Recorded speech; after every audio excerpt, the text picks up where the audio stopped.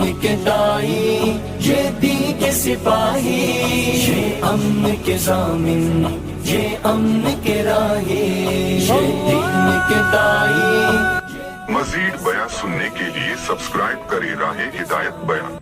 ما وقع بين عوف بن مالك وخالد رضي الله عنهما وأخرج أحمد عن عوف بن مالك الأشجعي رضي الله عنه قال خرجت مع من خرج مع زيد بن حارثة من المسلمين في غزوة موتى ورافقني مددي من اليمن ليس معه غير سيفي ونحر رجل من المسلمين جزورا فسأله المددي طائفة من جلده فأعطاه إياه فاتخذه كهيئة الدرقة ومضينا فلقينا جموع الروم وفيهم رجل على فرس له أشقر عليه سرج مذهب وسلاح مذهب فجعل الرومي يفري بالمسلمين وقعد له المددي خلف صخرة فمر به الرومي فعرق فرسه فخرب عليه فقتله وحاز فرسه وسلاحه فلما فتح الله للمسلمين بعث إليه خالد بن الوليد رضي الله عنه فأخذ منه السلب قال عوف رضي الله عنه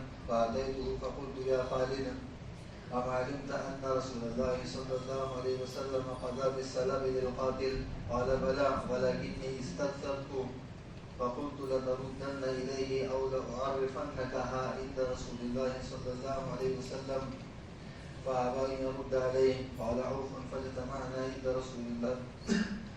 رسول الله صلى الله عليه وسلم فقصصت عليه قصة المددي وما فعل خالد رضي الله عنه فقال رسول الله صلى الله عليه وسلم يا خالد ما حملك على ما صنعت قال يا رسول الله استكثرت فقال رسول الله صلى الله عليه وسلم يا خالد رد عليه ما أخذت منه قال عوف رضي الله عنه فقلت دونك يا خالد ألم أفلك فقال رسول الله صلى الله عليه وسلم وما ذاك فأخبرت فغضب رسول الله صلى الله عليه وسلم وقال يا خالد لا ترده عليه هل أنتم تاركوا أمرائي لكم صفة أمرهم وعليهم كدر ورواه مسلم عليه الرحمة وأبو داود عليه الرحمة نحو كذا في البداية وأخرجه البيهقي بنحوه۔ قابل احترام بزرگوں اور دوستوں، اگر رب العزت نے ہم سب کو محنت دی ہے، محنت کے کچھ اصول بھی دیے ہیں، اور اگر اصولوں پر محنت ہو تو وہ محنتیں رنگ لاتی ہیں، اصولوں پر نہ ہو تو پھر محنتیں رنگ نہیں لائیں گی بلکہ کبھی کبھی نقصان ہو جاتا ہے۔ حضرت صاحب رحمۃ اللہ علیہ فرماتے تھے کہ اگر اصول سے محنت نہیں کرو گے تو صدیوں میں آنے والا شر وہ مہینوں میں آئے گا۔ یہ بات حضرت کے مخصوصات میں لکھی ہے، ان کے اردو کی بلاغت کے ساتھ، اس کو میں نے آسان ترجمے میں آپ سے بتا دی۔ یہ بات کہا کرتے تھے تو نقصان ہوگا اگر جو اصولی ہو۔ کبھی کبھی ساتھی یہ کہا کرتے تھے کہ اصول ٹوٹے چلے نا ساتھی نہ ٹوٹے۔ 2019 کے مارچ کے 2020 کے مارچ کے ملک کی حاضری میں حضرت جی نے یہ بات فرمائی تھی، فرمایا تھا پتہ نہیں کون بیوقوف یہ کہتا ہے، یہ جملہ حضرت نے فرمایا تو پتہ نہیں کون بیوقوف یہ کہتا ہے کہ اصول ٹوٹے چلے گا ساتھی نہ ٹوٹے، یہ جملہ حضرت نے فرمایا تھا۔ اس کے بعد ارشاد فرمایا تھا کہ اگر اصولوں پر ساتھیوں کو اٹھاؤ گے ہی نہیں تو پھر کام کو تو بکڑے ہو جائیں۔ اس لیے ساتھیوں کو اٹھاؤ اصولوں پر، ساتھیوں کو اٹھاؤ اصولوں پر، بے اصولی پہ نہیں۔ بے اصولی کے ساتھ چلاؤ گے تو پھر بے اصولی ہی پہ کام ہوتا رہے گا، جس سے نقصان ہوگا۔ ہمارے پاس بے اصولی کی دعوت نہیں ہے، ہمارے پاس اصول کی دعوت ہے۔ حکومت کو، افراد کو، ساتھیوں کو ابھاریں گے کہ اصول کے ساتھ کام پر آئیں، اصول کے ساتھ، بے اصولی کے ساتھ کام نہیں کریں۔ اس کا مطلب یہ نہیں کہ کام چھوڑ دیں، اس کا مطلب یہ ہے کہ اصولوں کو سیکھیں۔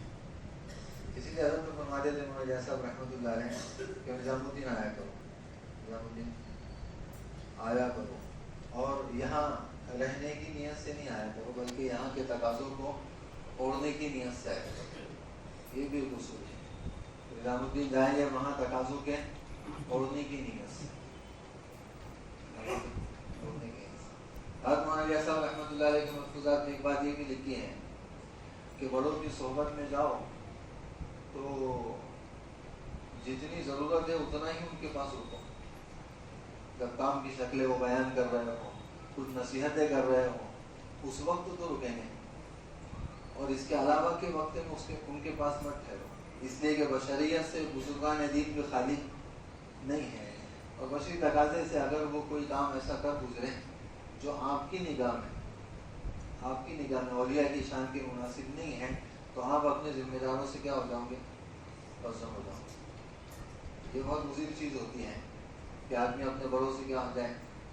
برسم ہو جائے. اور غلطی سے اگر بدگمان کوئی اپنے بڑوں سے ہو گیا تو نقصان کس کا ہوگا؟ بڑوں کا. بڑوں کا نقصان نہیں ہوگا، بدگمانی کرنے کی وجہ سے بدگمان ہونے والے کا نقصان ہوگا، کہ پھر بڑوں کی باتوں میں جو اثر اس کے دل پہ ہونا چاہیے تھا وہ اثر نہیں ہو پائے.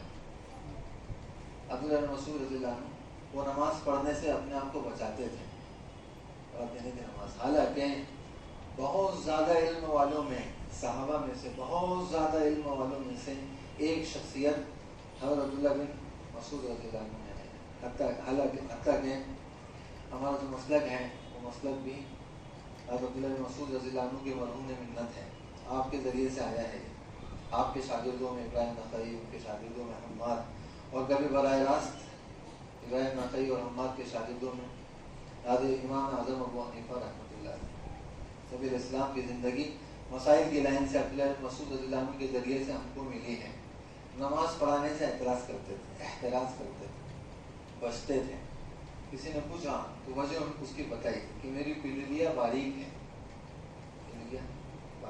اب نماز پڑھانے کی ذمہ داری آئی تو نیچے تک اپنا تہبند باندھا کرتے تھے، ٹخنوں کے نیچے نہیں باندھتے تھے، ٹخنوں تک باندھتے تھے.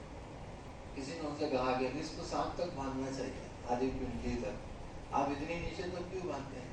فرمانے لگے کہ لوگ میرے پیچھے نماز پڑھتے ہیں، اب وہ مجھ کو دیکھیں گے کہ میری پنڈلیاں باریک ہے تو وہ مجھ سے کیا ہو جائیں گے؟ میری ان کی نگاہ میں تھوڑی سی حقارت آئے کہ باریک پنڈلی والا آدمی ہے. تو اگر میری حقارت ان کے دل میں آ گئی تو ان کی نمازیں خراب ہو جائیں گی. امام کی حقارت کی گنجائش نہیں ہے. تو اتنی احتیاط تھی، اتنی احتیاط. تو بڑوں سے بدگمانی کی گنجائش نہیں ہے. نظام الدین جائیں گے وہاں کے تقاضوں کو پورا کرنے کے لیے. جو اجتماعیت کی شکل ہے اس میں شریک ہو گئے. لوگ انفرادی تعلق کو قائم کرنے کی فکر میں اور در پہ ہوتے ہیں کہ ان سے جائیں گے، حضرت سے مسافر کیا اور یوں بات چیت ہوئی. یہ بلکہ یہ تو ان کو اذیت دینا ہوئی. اگر ضروری کوئی آپ کو کام ہے، کچھ پوچھنا ہے جو واقعی میں ہمارے اپنے بزرگوں سے متعلق ہے تو ان کے پاس جائیں گے، ان سے پوچھیں گے. اور جو کام ان کے نیچے والوں سے ہو جائے گا ان کے نیچے والوں سے ہی کریں گے، ان تک نہیں جائیں گے. آپ سیرت دیکھیں تو یہ بات سمجھ میں آئیں گی. نبی علیہ السلام نے علاقوں کے گورنر مقرر کیے تھے. معاذ بن جبل کو یمن کا حاکم بنا کے بھیجا. مختلف صحابوں کو مختلف علاقوں میں بطور امیر مقرر کیا، امیر. اور یہی سیرت حضرات خلفائے راشدین کی خلافتوں میں بھی ملتی ہیں. عمر بن خطاب رضی اللہ عنہ تو اس معاملے میں بہت زیادہ مضبوط ثابت ہوئے تھے. آپ کے عمرہ اور خلفاء میں کوئی بھی مشکوک آدمی نہیں تھا. حضرت حذیفہ رضی اللہ عنہ سے پوچھا بھی کرتے تھے کہ کوئی منافق تو نہیں آ گیا. ایک مرتبہ آپ نے کہا ہاں آ گیا، تو حضرت عمر رضی اللہ عنہ نے اپنی فراست سے نام پوچھے بغیر اس آدمی کو معزول کیا. اپنی فراست سے پھر پوچھا کیا اب کوئی ہے؟ کہا اب نہیں. اتنی فراست بھی تھی.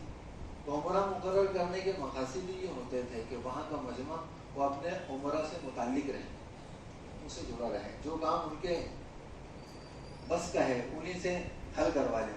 جو ان کے بھی بس کا نہیں ہے وہ امیر المومنین تک پہنچے، وہ امیر المومنین تک. اور اگر ایسی ترتیب نہ بن سکی تو اس میں نقصان یہ ہوگا کہ سب کے سب متعلق ہونے کی کوشش کریں گے بڑوں سے، اور بڑوں کے پاس جائیں گے تو ان کے کام کا حرج کر بیٹھیں گے. ہماری اپنی ملاقات وہ تو ادھر رہ جائیں گی ایک کنارے، مگر ان کی اپنی مشغولی جو اہم ذمہ داریاں تھیں اس میں حرج ہوگا. اس میں کیا ہوتا ہے نا؟ حرج ہوگا. اس لیے حضرت مولانا الیاس صاحب رحمۃ اللہ علیہ تو یہ کہتے تھے کہ ہمارے پاس دو ہی بنیاد ہے قربانیوں کی، ایک جان اور ایک مال، دو ہی بنیاد ہے۔ کہتے تھے کہ اپنی ذات سے خود نکلے اللہ کے راستے میں، یہ جان کی قربانی ہوئی۔ اور یہ فرماتے تھے کہ اگر جان کی قربانی دینے میں کسی وجہ سے کوتاہی ہے، کوئی مجبوری، کوئی عذر، تو کیا کریں؟ ملفوظات میں بات لکھی ہے یہ کہ کیا کریں کہ پھر دوسروں کی تشکیلیں کریں، دوسروں کو اللہ کے راستے میں روانہ کریں، اور ان میں سے کوئی آدمی ایسا نظر آئے جو نکلنا تو چاہتا ہے مگر مالی کمزوری کی وجہ سے وہ نکل نہیں پا رہا، تو ان کا مالی تعاون کرے۔ اور فرماتے تھے کہ مال کو قبول کرنے والے کا اپنے اوپر احسان مانے کہ انہوں نے جو کام میرا تھا جانی قربانی دینے کا، جو میں نہیں کر سکا، انہوں نے اس قربانی کا حق ادا کیا اور مجھ سے بطور مال ہی سے کام چلا گیا۔ تو یہ میں کیا عرض کر رہا تھا، رہ گئی بات۔ چلو بہرحال حضرت صاحب رحمۃ اللہ علیہ اس بات کی کیا کرتے تھے، ترغیب کیا کرتے تھے، تو کام دوسروں سے بھی کروا لیں۔ تو جن کا جو کام ہے اگر اپنے آس پاس والوں سے ہو رہا ہے تو آس پاس والوں سے ان کو مکمل کر لیں، اور اگر نہیں ہو رہا تو پھر اوپر جائیں گے، یہ نظام ہے۔ اور پھر جو عمرہ علاقوں کے متعین ہوتے ہیں ان کا احترام اور ان کی عظمت، اس کو سمجھنا یہ بہت ضروری ہے۔ بے اکرامی کی گنجائش ہی نہیں ہے۔ مسلمان کا حضرت فرماتے تھے کہ مسلمان کا اکرام اس کی صفت ایمان کی وجہ سے ہے، اس کے کمال کی وجہ سے نہیں ہے کہ اس میں کوئی کمال ہے، بہت نمازی ہے، بہت متقی ہے، بہت پرہیزگار ہے، یہ تو اس کے اکرام کو اور بڑھا دینا۔ مگر اصل اکرام تو مسلمان کا اکرام اس کی صفت ہے ایمان کی وجہ سے ہے کہ اس کے پاس ایمان ہے، بس یہی چیز اس کے اکرام کرنے کے لیے کافی ہے۔ اور اس میں کوئی کمال آ جائے، اس مثال کے طور پر ہمارے ذمہ دار کیا ہو جاتے ہیں، جماعت کا امیر طے ہو گیا تو اب کیا کریں گے کہ جماعت کے امیر کی کیا کریں گے، عزت کریں گے، اس کا احترام کریں، اس کے احترام میں کمی نہیں آنے دیں گے، چاہے وہ عمر میں، تجربے میں، علم میں، صلاحیتوں میں کم درجے کا ہو۔ اسی لیے نبی علیہ السلام نے فرمایا کہ تم اپنے امیر کی بات کو مانو اور سنو اور مانو، اگرچہ اس کا سر پچ کے ہوئے منوکے کی طرح ہو۔ کشمش سے اچھا سمجھ میں آئے گا، منوکے کی طرح ہو، منوکے بکتے ہیں، اگر ایسا بھی سر ہے اور کوئی حبشی غلام بھی ہے تم پر امیر مقرر، تو اس کی کیا کرو؟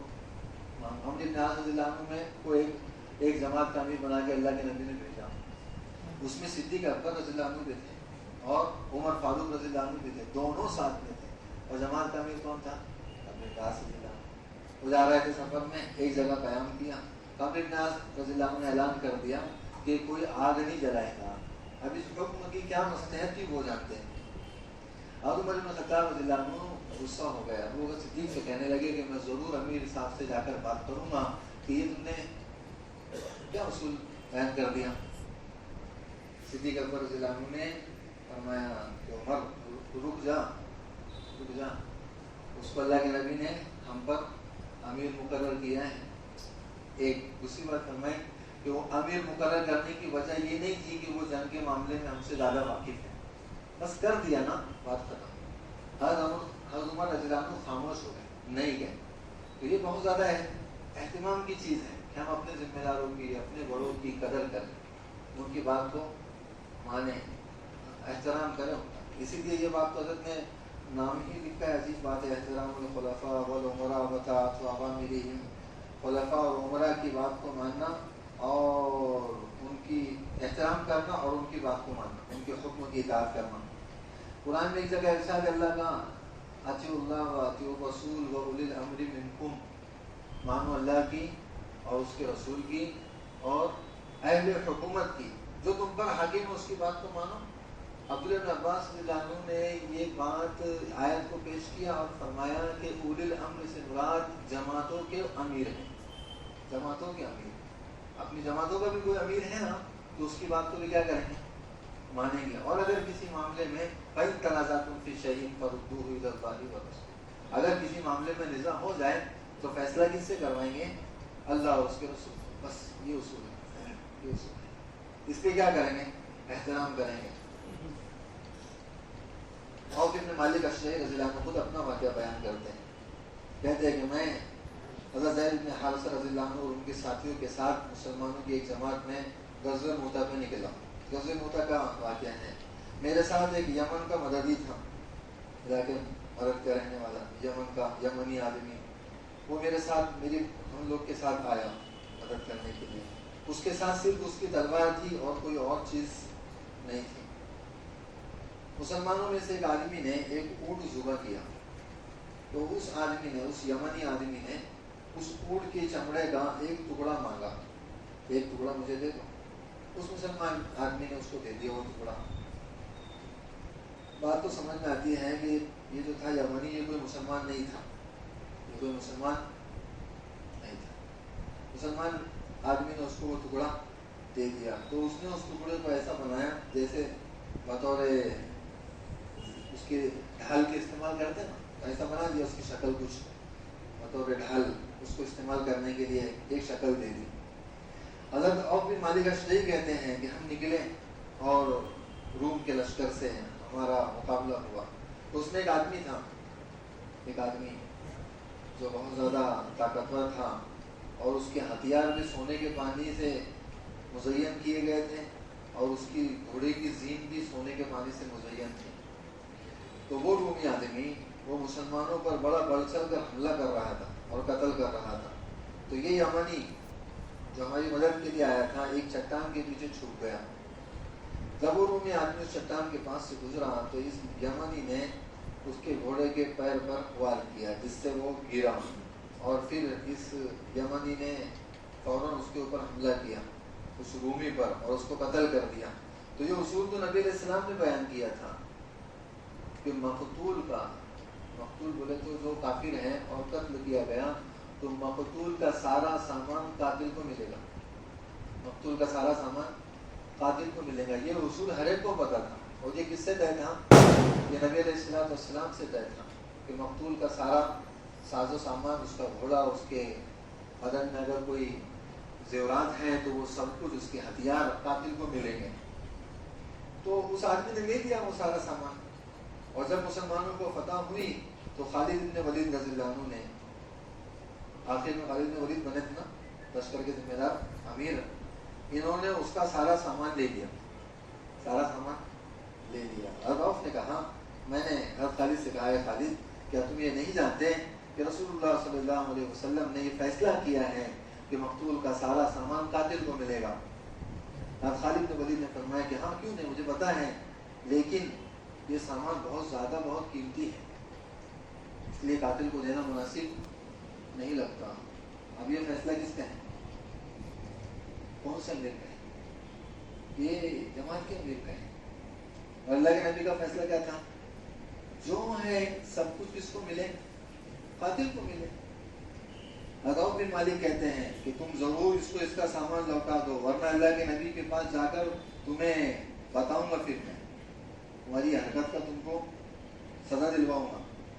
حضرت خالد رضی اللہ عنہ نے لوٹانے سے انکار کر دیا، جاؤ میں نہیں لوٹاتا، میں نہیں لوٹاتا. عوف کہتے ہیں کہ ہم اللہ کے نبی علیہ السلام کے پاس گئے رضی اللہ عنہ اور سارا قصہ بیان کیا اس یمنی کا، اور جو خالد رضی اللہ عنہ نے کیا وہ بھی بیان کیا.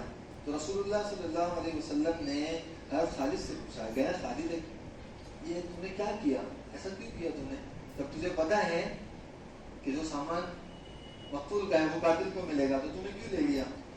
حضرت خالد رضی اللہ عنہ فرمانے لگے، عرض کرنے لگے، یا رسول اللہ مجھے وہ سامان بہت زیادہ محسوس ہوا، اور ایک حضرت جس کو مسلمان بھی نہیں ہے ایسے آدمی کو اتنا سامان دینا مجھے مناسب نہیں لگا، اس لیے میں نے لے لیا. رسول اللہ صلی اللہ علیہ وسلم نے ارشاد فرمایا، خالد اس کا سامان جو تم نے لیا ہے واپس لوٹا دے، اس کا سامان جو تم نے لیا ہے واپس لوٹا دے. جنہوں نے اپنے متعین کردہ امیر پر یہ ذمہ داری ڈال دی کہ لوٹا دیں. حضرت عوف رضی اللہ عنہ کہنے لگے کہ میں نے کہا خالد بدلہ پورا لے لیا نا؟ کیا کہا؟ بدلہ پورا لیا نہیں لیا؟ لے لیا نا. اس نے کہا تھا نا بدلہ اس کو سزا دلواؤں گا اور واپس آنا اس کو دلواؤں گا. اللہ کے رسول علیہ السلام نے یہ بات سنی تو پوچھا، کیا ہوا کیا ہے؟ تفصیل آپ کو پتا نہیں تھی، ہوا کیا ہے یہ بتاؤ. حضرت عوف کہتے ہیں کہ میں نے سارا قصہ بیان کیا. کہ میں نے حضرت خالد سے یہ کہا تھا کہ لوٹا دو ورنہ میں تم کو اللہ کے نبی کے سامنے پیش کروں گا اور اس کا سامان اس کو دلواؤں گا اور تمہاری بات سے تم کو کیا کروں گا، پیچھے ہٹاؤں گا۔ یہ خبر جب اللہ کے نبی کو پہنچی حضرت عوف رضی اللہ عنہ کے ذریعے سے، تو اللہ کے رسول صلی اللہ علیہ وسلم سخت غصہ ہوئے اور فرمانے لگے اے خالد اس کا سامان اس کو مت لوٹانا، اس کا سامان اس کو مت لوٹانا۔ پھر فرمایا صحابہ کے مجمع سے مخاطب ہو کر اللہ کے نبی نے ارشاد فرمایا کیا تم میرے عمرہ کو، میرے متعین کردہ عمرہ کو میری وجہ سے چھوڑ نہیں سکتے؟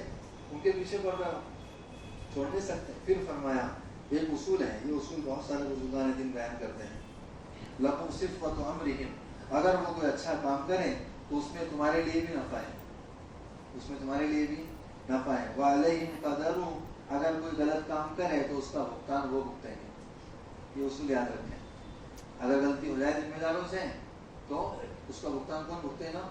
وہ، مگر اختلاف کرنے کی گنجائش نہیں ہوتی، مخالفت نہیں کریں گے، کیا کریں گے؟ احترام کریں گے اور دعائیں کریں اگر کسی سے غلطی ہوتی ہے تو، اور اگر معاملہ نیچے سالو نہیں ہو سکتا تو اس کو اوپر لے جائیں گے۔ یہ ہے اصول ہمارے پاس اجتماعیت کے، حکمت کے۔ اسی لیے ایک درخواست ہے سارے مجمع سے، بھائی دو چیزوں کا اہتمام کریں، دو چیزوں کا، ایک تو قربانی کا، مجاہدے کا۔ جو بات مجاہدوں سے اور قربانی سے سمجھ میں آتی ہے نا، وہ بغیر مجاہدوں اور قربانی کی باتوں سے سمجھ میں نہیں آتی۔ اسی لیے حضرت یونس صاحب رحمۃ اللہ علیہ وہ کہتے تھے مشورہ زیادہ لمبا، 2.5 منٹ کا مشورہ کرو اور 2.5 گھنٹے کی ملاقات کرو۔ پھر فرماتے تھے کہ یہ مشورہ کس سے ملنا ہے اور اسی میں آپ وقت ضائع کر رہے ہو، چلو نکلو مسجد سے باہر، قربانی دو، اللہ خود بتا دے گا کہ کس سے ملنا، خود بتا دے گا کس سے ملنا۔ ایک بات سمجھ میں آتی ہے قربانی سے، اس کے واقعات میں حضرت صاحب نے بہت سارے لکھے ہیں، ابو ہریرہ رضی اللہ عنہ کا، عقبہ رضی اللہ عنہ کے ساتھ سفر، بہت ساری ایسی چیزیں ہیں جو متعلق ہیں قربانی سے۔ حضرت بھی فرماتے تھے مولانا صاحب کہ جو کام قدم سے ہوگا وہ کام قلم سے نہیں ہو پائے گا، کیونکہ قدم میں مجاہدہ ہے اور قلم میں مجاہدہ نہیں ہے، تو قدم سے تو مجاہدہ پہلی چیز قربانی، دوسری چیز ہماری اپنی نگاہ ہو سیرت پر، اس کے لیے میں آپ صاحب ہے بات سمجھنے کے لیے، اور وہ بھی ایک اور بات آخری عرض کر دوں کہ سیرت کو سمجھنے کے لیے اپنے بڑوں سے رجوع ضروری ہے، جس کو ربط کہتے ہیں، رابطہ کہتے ہیں۔ ایک ہے ضابطہ سیرت ہے، اور ضابطے کو سمجھنے کے لیے رابطہ ہے، بڑوں سے تعلق۔ بغیر تعلق کے آدمی اگر صرف ضابطہ ہی دیکھ کر چلے گا تو وہ، اللہ درگزر کرے میرے جملے کو، غیر مقلد ہو جائے گا۔ بات سمجھنا ہے، کام کے اندر اس چیز کی بہت اہمیت ہے، کام میں بہت اہمیت ہے اس کی کہ کیا کریں